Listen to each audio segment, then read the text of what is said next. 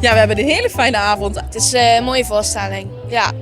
Ja, heerlijk, volle bak, enthousiaste zaal. Ja, er zat veel humor in. Gewoon dat het zo grappig is gemaakt. Ja, hilarisch. Ja. Hilarisch en prachtig, tegelijk. Omdat dit het verhaal van heel lang geleden is en met een moderne twist. Dus je hebt vriendschap en jaloezie en frustratie.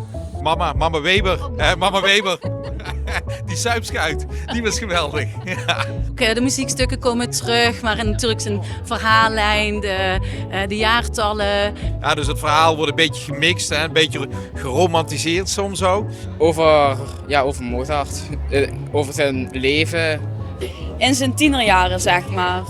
Ik denk niet zo humoristisch en alles, maar wel gewoon zo een beetje zijn verhaal. Natuurtalent, geloof ik, werd het genoemd. Het was een gave uitvoering van jong en oud en het maakte enorm veel gevoel maakte het los. Ik heb ze nu dan eens even omgekeken en het was echt, ik zag glimmende gezichtjes. En, Het is een erg leuke, hele levendige, grappige voorstelling.